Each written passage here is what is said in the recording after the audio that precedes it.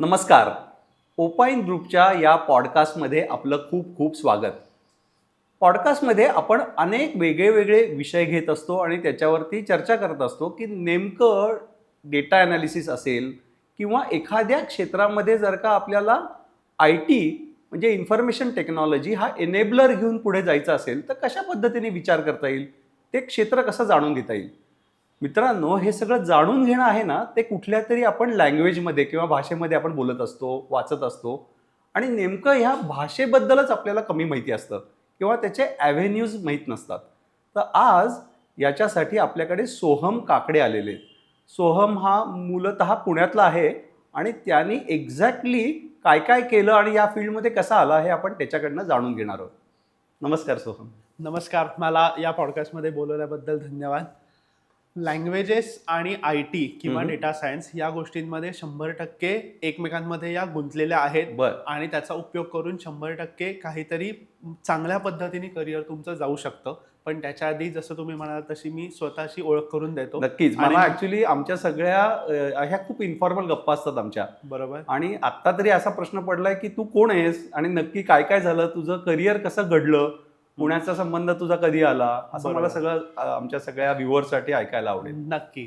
So पुण्याचा म्हणजे आपण म्हणतो त्या पुण्यातल्याच आहे. पुणेरी आहे. सदाशिव पेठेतला जन्म आहे. वैशालीमध्ये आयुष्य गेलेलं आहे. रुपालीची कॉफी भरपूर आवडते. पण असं करत असताना एक मर्चंट नेव्हीचं वेड लागलं आणि 10वी नंतर मर्चंट नेव्हीमध्ये जायचं का हा असा विचार चालू होता. तर तेव्हा एका शिपच्या कॅप्टनला आम्ही भेटलो, मी आणि माझे वडील. तेव्हा त्यांनी सांगितलं की 12वी नंतर किंवा 10वी नंतर येण्यापेक्षा तू डिग्री करून जर आलास तर त्याचा स्कोप जास्त चांगला आहे. पण ते बरोबर करत असताना एक फॉरेन लँग्वेज शिक, कारण मर्चंट नेव्हीमध्ये तू कायम बाहेर असतोस. आणि तेव्हा त्यांनी सजेस्ट केलं की तू चायनीज शिक, कारण सगळ्यांना आपल्या माहिती आहे सप्लाय चेनमध्ये China is the leader right now. नक्कीच. मग हे करत असताना पण अनफॉर्च्युनेटली 2013-14 साली पुण्यामध्ये फार चायनीजचं काही नव्हतं. तर आता काय आपला टिपिकल पुणेरी विचार असतो तसा चित्रभाषाच आहे, कुठलं तरी जवळचं म्हणून जॅपनीज शिकावं असा विचार केला. जॅपनीज शिकायला सुरुवात केली. ते करत असताना पुण्यामध्येच एक दाते मॅडम म्हणून आहेत, कोथरूडला राहतात त्या. त्यांनी थोडंसं चायनीज शिकवलं. त्या चायनामध्ये राहिल्या होत्या आणि त्यांच्या असं लक्षात आलं की मला लँग्वेजेसमध्ये गती आहे, मला भाषांमध्ये इन्क्लिनेशन सुद्धा आहे. सो त्यांनी सजेस्ट केलं की तू चायनीज शिकायचं असेल तर तिकडे जाऊनच कर. तोपर्यंत डिग्री पूर्ण झाली होती. तिकडे गेलो, 6 महिने चायनीज शिकलो आणि मग ओव्हरऑल मार्क आणि हे बघून स्कॉलरशिप मिळाली. पुढचं सगळं शिक्षण तिकडे घेतलं, परत आलो आणि मग मर्चंट नेव्ही तर बाजूलाच राहिलं. लँग्वेजमध्ये काम करतोय ते लँग्वेजमध्येच करत राहिलो. क्या बात आहे. ओके. आता मला असा प्रश्न पडला आहे की हे सगळं तू वयाच्या कुठल्या कालावधीत केलं, म्हणजे हे आता खूपच केलंयस तू, काय काय असं जाणवतंय मला. पण ह्याच्यासाठी बराच काळ लागतो का, हे कधी केलंस तू सगळं? सो जॅपनीज शिकायला मी सुरुवात 12वी नंतर केली, म्हणजे वयाच्या 19व्या वर्षी. आणि ते करत असताना मी चायनाला गेलो, म्हणजे डिग्री एज्युकेशन करताना, म्हणजे 19-20-21व्या वर्षी माझं शिक्षण पूर्ण झालं बॅचलर्सचं. त्याच्यानंतर थोडंसं जॅपनीज राहिलं होतं, ते पूर्ण केलं आणि वयाच्या 23व्या वर्षी मी चायनाला गेलो. तिथे मी 3 वर्ष चायनाला होतो आणि वयाच्या 26व्या वर्षी मी परत आलो. मला नक्कीच हे खूप इंटरेस्टिंग आहे आणि तुझ्यासाठी नक्कीच हे कळते, कारण का मर्चंट नेव्हीत तू परत गेला नाहीस असं नक्की आहे. सो त्याच्यामध्ये पण एक गोष्ट अशी झाली की वयाच्या 24-25ला जेव्हा मी परत आलो तर तेव्हा असं जस्ट लँड झालो होतो आणि माझा दुसऱ्या दिवशी फोन वाजला की अरे सो ऍक्च्युली झालंय काय, 2 चायनीज लोक आली आहेत आणि ते पुण्यामध्ये, त्यांना काहीच कळत नाही काय चालू आहे आणि आमचे जे क्लायंट आहेत तर त्यांना बोलायला इश्यू येतोय, तर तू जरा मदत करशील का. आता प्रॉब्लेम असा झाला होता की मी याच्या आधी इंटरप्रिटेशन असं परसे केलं नव्हतं, पण म्हणलं चला जाऊन बघूया, ऍटलीस्ट घरच्या लोकांचा प्रॉब्लेम आहे काहीतरी, बघूया काय होईल का. तिथे गेलो, संभाषण खूप चांगलं झालं. 9 तास चायनीजमध्ये बोललो. त्या लोकांनाही खूप आनंद झाला. सुंदर. आणि अर्थात आता वयाच्या 25व्या वर्षी जर एवढे पैसे अचानक मिळाले तर कोणाला नाही वाटणार करायला. सो मग मी विचार केला की ठीक आहे, मर्चंट नेव्हीला अजून वयाच्या 30पर्यंत गेलं तरी चालतं. आता हे 2 वर्ष आपण अंदाज घेऊन बघूया. आणि दिस इज हाऊ आय स्टार्टेड. म्हणजे तुझ्या बाबतीत रिटर्न ऑन इन्व्हेस्टमेंट तुला ऑलमोस्ट लगेच 1-2 दिवसातच मिळाला. Return on gratitude 100%, return on investment अजून चालू आहे. ओके. मला सांग, आपण आता तुझ्याविषयी थोडंसं जाणून घेतलं. मला हे लँग्वेज स्किल्स किंवा तुझ्या कंपनीचं नाव इथपासून मला इंटरेस्टिंग. तू भाषिक स्किल्स असं नाव दिलंय कंपनीचं. हो. नेमकं ते आणि भाषिक म्हणजे मल्टिपल भाषा असाव्यात, हो. तर या कुठल्या कुठल्या भाषा आहेत, याचा स्कोप काय आहे आणि इंडस्ट्रीचा याच्या म्हणजे बरेचसे जण कॉलेजमध्ये भाषा शिकायची असते, एक विषय असतो हो. म्हणून शिकतात. बरोबर. पण याचा इंडस्ट्रीमध्ये उपयोग काय आणि त्याची व्याप्ती किती असं सगळं प्रश्न पडतायत. सो याचं ॲक्च्युअल ग्राउंड रियालिटी वाईज उत्तर द्यायचं तर तुमच्या क्षेत्र कुठलं आहे त्याच्याप्रमाणे तुमची भाषा कुठली चूज केली पाहिजे हे बदलतं. बरं. म्हणजे तुम्ही जर टुरिझम इंडस्ट्रीमध्ये असाल आणि जर तुम्हाला फ्रेंच येत असेल तर 100% त्याचा फायदा जास्त होतो. एक अगदी ग्राउंड रियालिटी सांगायची तर राजस्थानमध्ये असे काही शॉपकीपर्स आहेत की ज्यांना अस्खलित फ्रेंच बोलता येतं पण त्यांना लिहिता येत नाही. का? कारण टुरिस्ट खूप येतात. सो तुमचं फील्ड काय आहे आणि त्याच्याप्रमाणे कुठली भाषा शिकली पाहिजे. भाषिक स्किल या कंपनीचं नाव भाषिक स्किल का आणि त्याच्यामध्ये आम्ही कुठल्या कुठल्या भाषा शिकवतो तर 2020 मध्ये नॅशनल एज्युकेशन पॉलिसी जी आली तर त्याच्यामध्ये त्यांनी स्किल डेव्हलपमेंटच्या अंडर फॉरेन लँग्वेजेसला ठेवलं. बरं. आणि त्या स्किल डेव्हलपमेंट हे मॅन्डेटरी आहे. मग फक्त चायनीज, जॅपनीज, तायवानीज आणि कॅन्टोनीज या 4 भाषा मी बोलतो त्यात शिकवायच्या का ग्रेटर पूल ऑफ स्टुडंट्सला पोचता आलं पाहिजे. तर याच्यासाठी आम्ही भाषिकमध्ये German, French, Spanish, Chinese, Japanese, Korean, Russian आणि अरेबिक या भाषा शिकवतो. आणि सरप्राइझिंगली हे करत असताना खूप कॉलेजेसला रिच आउट केलं असं लक्षात आलं की कॉलेजेस म्हणतात की आम्ही पुण्यात आहोत, अगदी समोर SNDT माझ्या ऑफिसच्या समोर आहे. तर SNDT कडनं ही रिक्वायरमेंट आली की आमच्या खूपशा मुली आहेत की ज्या आयदर Tier 2, Tier 3 सिटीजमधनं येतात ज्यांना मराठी नीट स्पष्टपणे बोलायला थोडासा कॉन्फिडन्स कमी असतो. तर अगदी मराठीचे सुद्धा तुम्ही क्लासेस घ्याल का? सो मग आम्ही इंडियन लँग्वेजेसमध्ये मराठी, हिंदी, संस्कृत, बंगाली, गुजराती आणि तमिळ या भाषा पण त्याच्यामध्ये include किती केल्या. झाल्या रे या भाषा? आता आम्ही भाषिकमध्ये सगळ्या मिळून आता ज्या रेअर लँग्वेजेस आहेत फॉर एक्झाम्पल स्वीडिश, नॉर्वेजियन असं बघायला गेलं तर 30 ते 35 भाषा शिकवतो. फॅन्टॅस्टिक, सुंदरच. वा, आता मला वेगवेगळ्या भाषेत तुझ्याशी बोलावंसं वाटायला लागले पण त्याला लिमिटेशन आहे थोडं. मला एक सांग की मी जे म्हणलं की इंडस्ट्रीज म्हणजे जे टिपिकल आता मला जे माहिती आहे की आता जे कॉर्पोरेटमध्ये काम करतात त्यांना software industry, manufacturing industry, HR, insurance, finance याच्यामध्ये भाषेचा काय उपयोग आहे? याच्यामध्ये भाषेचा उपयोग खूप मोठ्या प्रमाणात तुम्हाला करता येतो. मेकॅनिकल इंडस्ट्री किंवा ऑटोमोबाईल इंडस्ट्री जी आहे तर त्याच्यामध्ये आजही ही इंडस्ट्री चायनावरती हेविली डिपेंडंट आहे. आयदर रॉ मटेरियल आहे किंवा केमिकल इंडस्ट्रीमधले APIs आहेत किंवा ऑटोमोबाईलमध्ये बघायला गेलं तर काही कंपन्या अशा आहेत की ज्या चायनामध्ये गाडी बनवतात आणि भारतात फक्त येऊन असेंबल करतात. मग त्या केसमध्ये प्रोजेक्टमध्ये जेव्हा चायनीज लोकांची इंटरॅक्शन होतं तर तेव्हा तुम्हाला चायनीज येणं असेल तर या कंपन्यांना तुमच्या स्किलचा खूप जास्त उपयोग होतो. भारतामध्ये 50% गाड्या या जॅपनीज आहेत. सो तुम्हीच विचार करा की जॅपनीज येणं आणि ऑटोमोबाईलमध्ये तुम्ही असाल तर त्याचा उपयोग किती होऊ शकतो. राहिला प्रश्न सॉफ्टवेअरचा किंवा इन्शुरन्स किंवा डेटा अनालिटिक्स या सगळ्या कंपन्यांमध्ये तर या कंपन्यांची मेजॉरिटी ऑफिसेस ही भारताबाहेर आहेत किंवा या कंपन्या बाहेरच्या आहेत. मी असं म्हणत नाही की सगळ्याच कंपन्या आहेत पण मेजॉरिटी कंपन्या बाहेरच्या आहेत. सो हेडक्वार्टर किंवा तिकडच्या लोकांशी बोलणं हा पण एक खूप महत्त्वाचा फॅक्टर असतो की तुम्हाला भाषा आली पाहिजे. दुसरी गोष्ट इन्शुरन्स किंवा केमिकल इंडस्ट्रीजमध्ये त्यांचे जे मॅन्युअल्स असतात हे सगळे त्यांच्या भाषांमध्ये असतात.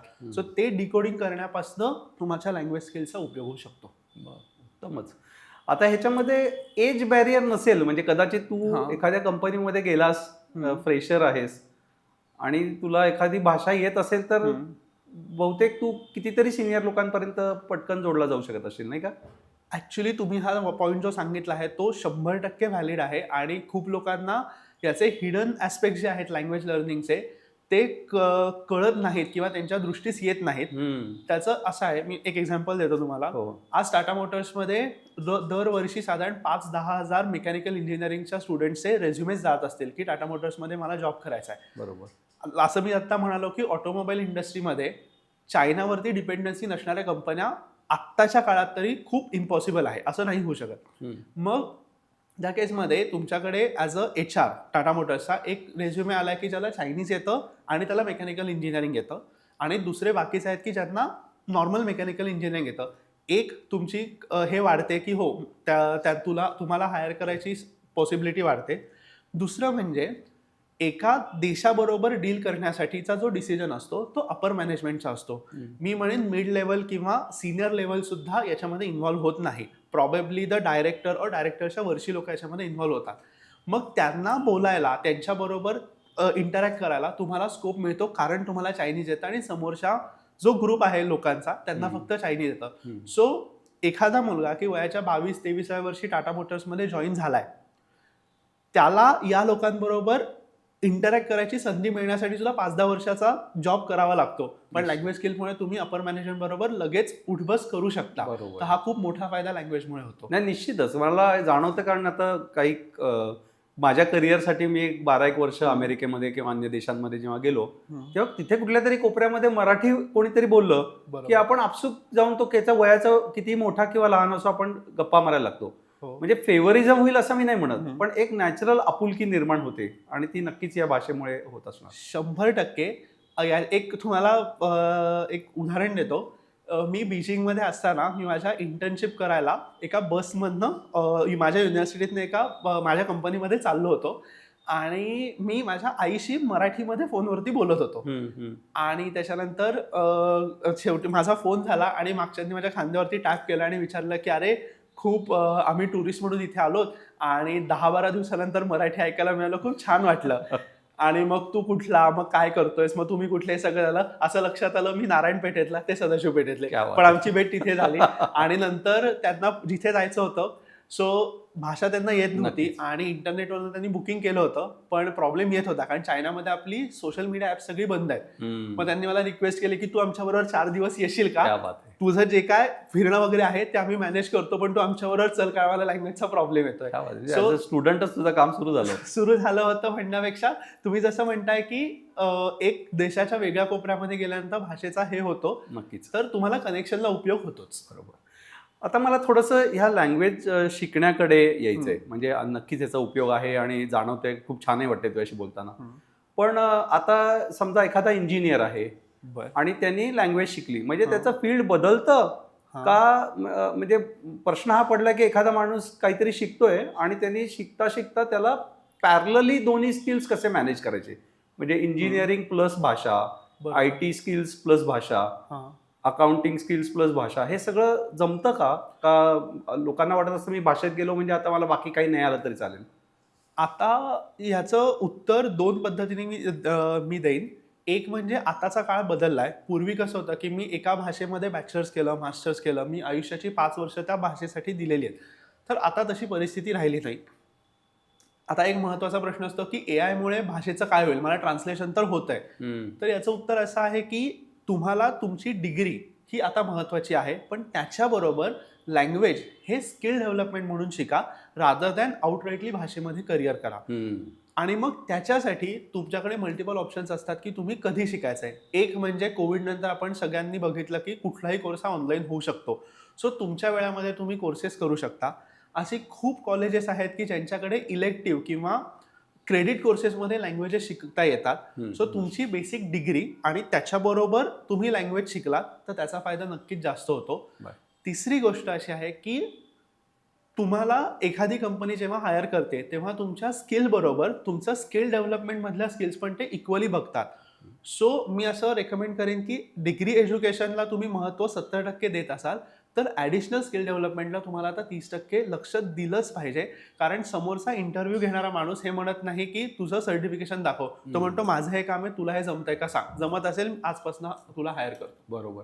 आता कामाचाच विषय निघालाय, तर आता समजा मी एखादं काम करतोय, तर कुठल्या कुठल्या स्वरूपाची कामं आहेत, म्हणजे आता IT टिपिकल इन्फॉर्मेशन टेक्नॉलॉजी किंवा अन्य इंडस्ट्रीमध्ये आम्ही म्हणतो एक बिझनेस अनालिस्ट नावाचा रोल असतो. म्हणजे हा रोल काय असतो, तर थोडक्यात तुमचा एंड कस्टमर आणि डेव्हलपर कम्युनिटी जे सॉफ्टवेअर करणार आहेत त्यांच्यामधला हा दुवा असतो. त्याला बिझनेस अनालिस्ट आम्ही म्हणतो. त्याला अन्य बरेच स्किल्स यायला लागतात, किंवा प्रोग्रॅमर असतो किंवा एखादा प्रोजेक्ट मॅनेजर असतो. या सगळ्यांना त्यांचं काम करताना या भाषेचा काही कसा उपयोग झाला याच्याबद्दल काही सांगता येईल? 100%. आता विचार करा की तुमचा बिझनेस अनालिस्ट जो आहे तो भारतात बसलाय, एंड क्लायंट अमेरिकेत आहे आणि डेव्हलपर तुमचा सिंगापूरला बसलाय.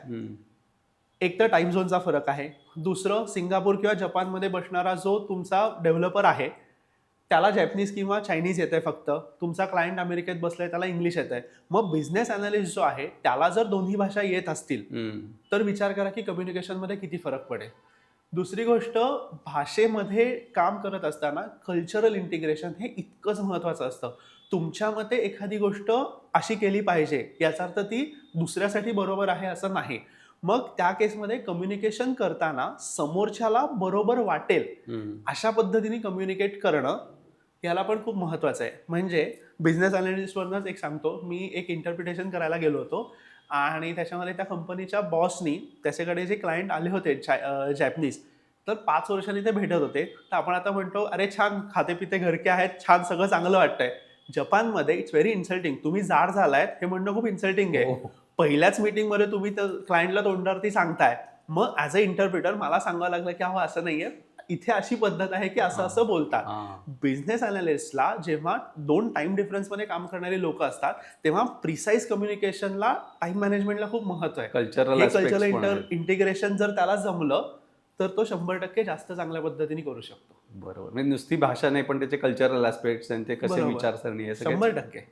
आता मला सांग की याच्यामध्ये आता बोलता बोलता आपण जे तुमचे बिझनेस अनालिस्ट किंवा डेव्हलपर किंवा असे जे काही फंक्शनल स्किल्स म्हणूयात त्यांनी भाषा शिकणं असा आपण विचार केला. आता उलटा विचार की ज्या लोक ऑलरेडी भाषा तज्ञ आहेत, बरोबर, त्यांना कुठलं स्किल आलं पाहिजे का? म्हणजे आम्ही इथे आता वेगळे वेगळे स्किल शिकवतो, म्हणजे डेटा अनालिसिस रिलेटेड स्किल शिकवतो. साधं एक्सेल लोकांना वापरता येत नसतं. बरोबर. तर साधं मी म्हणतोय कारण का ते मला अनेक वर्ष येतं, पण एखाद्या व्यक्तीला ते जे पहिल्यांदा शिकताना ते खूप ओव्हरवेल्मिंग होऊ शकतं जर सोप्या पद्धतीने नाही कळलं तर. तर लँग्वेज येणाऱ्या माणसांना अन्य स्किल्स येण्याचं काय महत्व आहे? याच्यामध्ये 100% महत्वाचं आहे. जसं AI मुळे लँग्वेजवाल्यांचे जॉब जातील का, तर रियालिटी ही आहे की जर तुम्ही स्वतःला अपग्रेड नाही केलं तर 5 वर्षामध्ये तुम्ही रिडंडंट व्हाल. सो मग ॲज अ लँग्वेज पर्सन किंवा मी ट्रान्सलेटर आहे, तर मी आजकालच्या ट्रेंडप्रमाणे गरजेचं आहे की स्वतःला अपडेट करणं.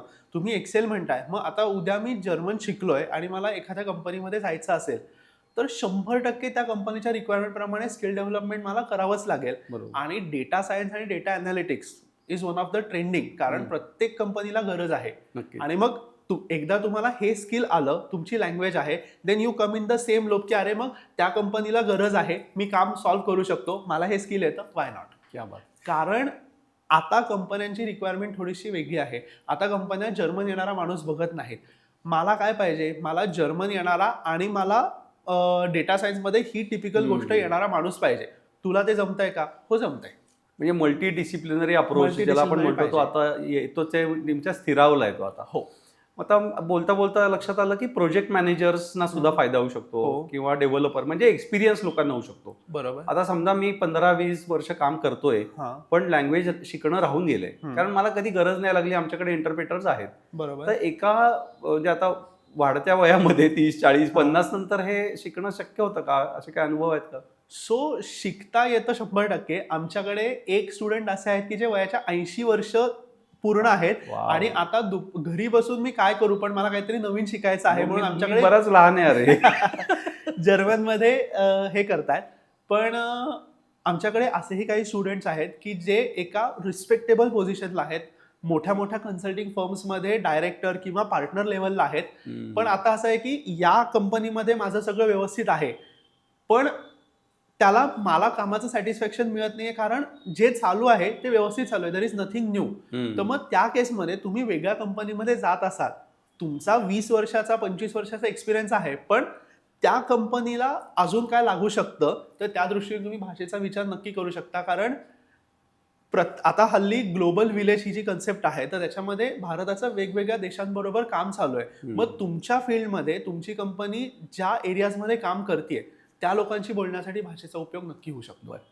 आता मला सांग की आता हे सगळं आपण छान बोललो, नक्कीच याचा उपयोग आहे हे कळतंय, पण सुरुवातीला शिकणाऱ्या माणसांना एक भीती असते किंवा गरज आहे का नाही कळत नसतं. तर त्या सुरुवातीच्या फेजमध्ये कसं विचार करायचा की हे माझ्यासाठी आहे नाही आहे, खर्चिक आहे, वेळ लागेल का, असे अन्य जे बिगिनर प्रॉब्लेम जो असतो तो कसा टॅकल करायचा? सो याच्यामध्ये आता ऑनलाईन एज्युकेशनमुळे एक चांगलं झालेलं आहे की तुम्हाला डिसिजन पटकन घेता येतो आणि शॉर्ट टर्ममध्ये घेता येतो. म्हणजे काय की तुम्हाला एखादी भाषा शिकायची असेल, पूर्वी 5 वर्ष लागायची, पण आता तसं नाही राहिलंय. तुम्ही छोटे छोटे 15 तासाचे 20 तासाचे कोर्स करून बघू शकता की तुम्हाला ती भाषा जमतीये का. एक लोकांचा प्रश्न असतो की मला मॅथ, सायन्स, फिजिक्स आवडतं पण भाषेमध्ये माझं इन्क्लिनेशन नाही आहे. तर तुमचं इंग्लिशमध्ये किंवा जर्मनमध्ये इन्क्लिनेशन नाही आहे याचा अर्थ तुम्हाला भाषेमध्ये नाही आहे असं नाही. तुम्ही एशियन भाषा करून बघा, तुम्ही लॅटिन किंवा स्लॅविक भाषा करून बघा, मे बी त्या आवडतील. सो तुम्हाला जी भाषा वाटतेय, सगळ्यात पहिल्यांदा हा रिसर्च करा की तुम्हाला जे करिअर करायचं आहे त्याच्यामध्ये भारतामध्ये जर तुम्ही राहणार असाल तर भारतामध्ये कुठे करिअरला स्कोप जास्त आहे, कुठली भाषा आहे. जसं मी म्हणालो, टुरिझममध्ये असाल तर French is by far the best language. तर कुठल्या याच्यामध्ये तुम्हाला भाषा शिकली पाहिजे ते बघा. युट्यूबवरती खूप व्हिडिओज आहेत, त्याच्यावरनं भाषा ऐका, त्याच्यावरनं कळेल तुम्हाला की भाषा मला आवडते का. छोटे छोटे 10 तासाचे 15 तासाचे कोर्सेस असतात. स्टुडंट तुम्ही असाल तर तुमच्या कॉलेजमध्ये इलेक्टिव्ह कोर्सेस असतात 1-2 क्रेडिटचे, ते करा. आणि तुम्हाला असं वाटलं की हो भाषा मला ही आवडते, मला येते आणि करायची आहे, त्या केसमध्ये भाषिक स्किल सारख्या किंवा ज्या कंपन्या आहेत की जिथे आम्ही शिकवतो लँग्वेज, तिथे येऊन भाषिकच्या पुढच्या कोर्सेस पूर्ण करा. वा, छान. मला आता हे सांग की आता भाषा शिकण्याला वयाची अट नाही, हो, हे तर कळलं मला. पण आता कारणं कुठली कुठली असतात? म्हणजे मला 2 प्रश्न पडले जातात की एक तर कुठल्या कुठल्या वेगळ्या वेगळ्या कारणासाठी लोक शिकतात, बर, आणि हे जे तू कधी इंटरप्रिटर कधी ट्रान्सलेटर असे वेगळ्या वेगळ्या गोष्टी म्हणतोयस, तर ते रोल्स काय काय आहेत? म्हणजे 2 वेगळे प्रश्न आहेत की एक म्हणजे का शिकतात लोक, काय टुरिझमला जायचं म्हणून शिकतात, की मला चायनात जायचंय म्हणून दुसरी शिकायचंय, की जर्मनीत जायचंय म्हणून शिकायचंय, काय लोकांची कारणं काय आहेत तू आता एवढ्या लोकांना शिकवतोस, आणि जॉब रोल्स काय असतात? बरोबर. मेजरली 2 कारणं असतात. एक म्हणजे मला आत्ता एक्स अमाऊंट ऑफ रुपीजची सॅलरी आहे, मला 100 रुपये सॅलरी आहे, ती मला 150 रुपये करायचे, 200 रुपये करायचे, त्याच्यासाठी भाषेचा उपयोग होतो. दुसरी गोष्ट आहे, मला त्या देशामध्येच जायचं आहे, की मला माझी कंपनी, मी फुजित्सूमध्ये आहे, माझी कंपनी जॅपनीज आहे आणि मला जपानमध्येच सेटल व्हायचं आहे. त्या केसमध्ये मला दुसरा ऑप्शनच नसतो. आणि तिसरं असं असतं की मला प्रमोशन लवकर मिळालं पाहिजे, मग त्याच्यासाठी भाषा एक चांगला ऑप्शन ठरू शकतो जर फॉरेन कंपनीमध्ये तुम्ही काम करत असाल तर. या 3 गोष्टींसाठी मेजरली लोक शिकतात. आता हॉबी जॉब रोलसाठी, पण त्याच्या आधी मी अजून एक सांगतो की हॉबी म्हणून शिकण्याची संख्या आता कमी झाली आहे. म्हणजे मला फ्रेंच राज्यक्रांतीबद्दल शिकायचं आहे म्हणून मी फ्रेंच शिकतोय, किंवा मला जॅपनीज रुसोच्या पोएम्स खूप आवडतात, फ्रेंच, त्याच्यासाठी मी फ्रेंच शिकतोय, तर ही संख्या खूप कमी झाली आहे. क्लिअर कट कमर्शियलायझेशनमुळे भाषा लोक शिकतात की मी आज एवढे दिवसाचा एवढा वेळ जर का इन्व्हेस्ट करत असेल तर मला टँजेबल त्याचा फायदा काय होईल, याच्यासाठी शिकतात. जॉब रोल्समध्ये तुम्हाला प्रोजेक्ट मॅनेजर म्हणून 100% स्कोप खूप जास्त आहे. मी भाषे साईडनी जॉब रोल म्हणतोय, म्हणजे हे जे शब्द तू वापरलेस ना, ट्रान्सलेटर, असे काय काय अजून शब्द आहेत? सो त्याच्यामध्ये अगेन 2 गोष्टी आहेत. एक म्हणजे तुम्ही लँग्वेज ब्रेड अँड बटर म्हणून शिकताय का स्किल डेव्हलपमेंट म्हणून. स्किल डेव्हलपमेंट म्हणून शिकत असाल तर ट्रान्सलेटर, इंटरप्रिटर या खूप पुढच्या गोष्टी आहेत, कारण तुम्हाला भाषा खूप स्ट्रॉंग लागते त्याला. आणि जर तुम्ही भाषा, म्हणजे मी जसं केलं की भाषेमध्येच माझं शिक्षण आहे, तर मग त्या केसमध्ये तुम्ही ट्रान्सलेटर म्हणून काम करू शकता, इंटरप्रिटर म्हणून करू शकता. त्याच्यानंतर ट्रान्स्क्रायबर्स असतात की ऑडिओ त्या भाषांमधले ऐकायचे आणि त्या ऑडिओमध्ये काय लिहिलेलं आहे ते करायचं. सबटायटलिंग आहे, डबिंग आहे, या गोष्टींमध्ये तुम्ही काम करू शकता. लँग्वेजेसमध्ये खूप जास्त स्कोप आहे. आणि ऑफकोर्स आता भाषेप्रमाणे हे थोडंफार चेंज होऊ शकतं, पण लँग्वेज ॲज अ करिअर म्हणून जरी तुम्ही चूज केलं तरी या गोष्टींमध्ये आहेच. मस्त. आता पुढे जाताना तुझ्यासाठी काही रॅपिड फायर क्वेश्चन्स आहेत. मला परत परत विचारणारे प्रश्न मी थोडेसे रॅपिड फायरमध्ये काही घेतले. So let us know about hundreds of opportunities in this language career from a language expert. what is the industry market size of this language related? Language related जर फक्त लँग्वेज ॲज अ स्किल घेतलं तर Google report असं सांगतो की आत्ता 5 billion पर्यंतचा market size आहे. आणि इंडियन लँग्वेजेसचं जर मार्केट तुम्ही बघितलं तर 2035 पर्यंत हा साधारण 50 बिलियन पर्यंत जाईल असं गुगलचं म्हणणं आहे. याच्यात मग जॉब अपॉर्च्युनिटीज नेमके किती असतील, जॉब्स किती असतील? जॉब्स नाही म्हणलं तरी एक 100 मिलियन पर्यंत जॉब असू शकतात. त्याच्यामध्ये मी सांगतो का की लँग्वेज ॲज अ स्किल आणि तुमची डिग्री प्लस लँग्वेज असं हे केलं तर 100% एवढे जॉब्स आहेत. बरं, मग आता ह्या पर्टिक्युलर जॉब्समध्ये जाण्यासाठी एसेन्शियल स्किल्स काय काय? या जॉब्समध्ये इसेन्शियल स्किल्स असे आहेत की तुमचं एक डिग्री एज्युकेशन पाहिजे की ज्याच्यामध्ये यू आर 100% शुअर की मला ते येतं, आणि त्याच्याबरोबर लँग्वेजमधले कॉन्फिडन्स पाहिजे की या लँग्वेजमध्ये मी कम्युनिकेट करू शकतो. At the end of the day भाषेचा उपयोग हा कम्युनिकेशनसाठी आहे. तुम्ही कम्युनिकेट करू शकत असाल कॉन्फिडेंटली, तुमचं काम होतं. करू शकत नसाल तर तुमचं काम होत नाही. Is the bottom reality. बरं. अप्रॉक्सिमेटली सॅलरी किंवा इन्कम रेंज काय असेल? एशियन लँग्वेजेसमध्ये सॅलरी रेंज ही नॉर्मल इंडस्ट्री स्टँडर्डपेक्षा 45 ते 50% जास्त असते. युरोपियन्समध्ये ती 20 ते 25% आहे. अच्छा. आणि हा थोडा पर्सनल प्रश्न. Has data analytics help you personally? Data analytics याचं साधं उत्तर आहे हो.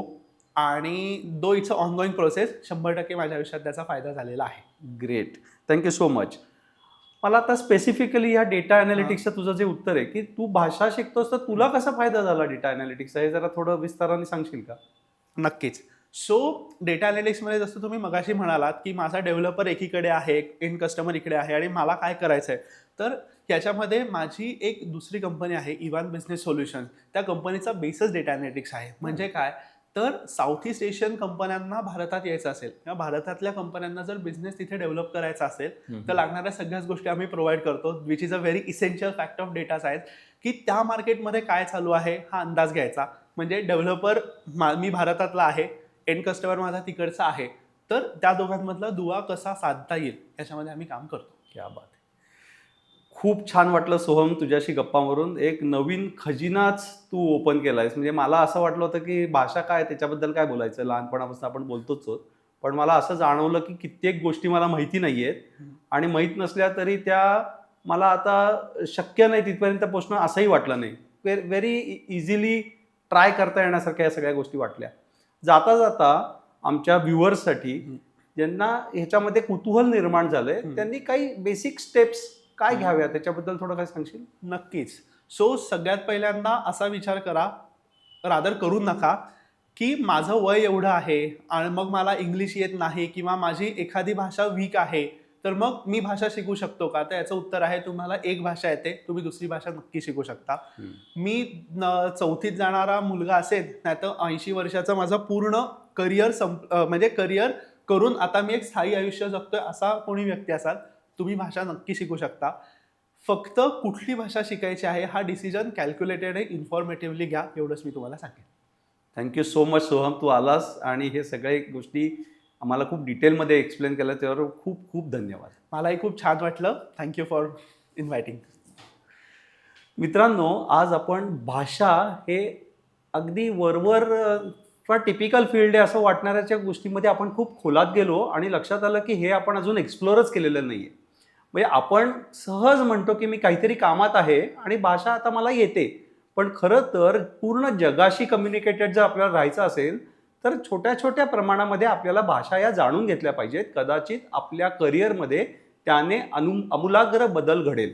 आणि आपण जर का नवीन असू आणि जर आपल्याला काळजी असेल की मी करिअरमध्ये कसा येणार, तर नवीन नवीन भाषा आपल्याला नवीन नवीन क्षेत्राकडे घेऊन जाईल, नवीन जॉग्राफीजकडे घेऊन जाईल आणि नवीन करिअर अपॉर्च्युनिटीज ओपन होतील. आणि जसं सांगितलं, आपण ऑलरेडी भाषा शिकत असाल तर थोडे थोडे स्किल्स जर आपण ॲड करून घेतले, म्हणजे डेटा ॲनालिसिस असेल, कुठलं तरी ग्राफिकल ॲनालिसिस करून मॅनेजमेंटला जर का आपण ऑलरेडी भाषा येते आपल्याला, तर त्यांना आपण काही गोष्टी इन्साईट सांगू शकलो तर आपल्याला भाषा तज्ज्ञ असून सुद्धा नवीन स्किल शिकता येऊ शकतात. अशा रीतीने याच्या इन न्यूमरस अपॉर्च्युनिटीज आपल्याला दिसत आहेत. त्यामुळे आपण लवकरात लवकर याच्याबद्दल विचार करावा, याच्यामध्ये कृतिशील व्हावं, जाणून घ्यावं गप्पा मारून की तुम्हाला हे कसं उपयोगी पडेल. तेव्हा एक नवीन फील्ड आपल्याला कळलं आहे, ह्याच्याबद्दल तुमचे सर्वांचे खूप खूप धन्यवाद. आपण लवकरच हे एक्सप्लोअर करूया.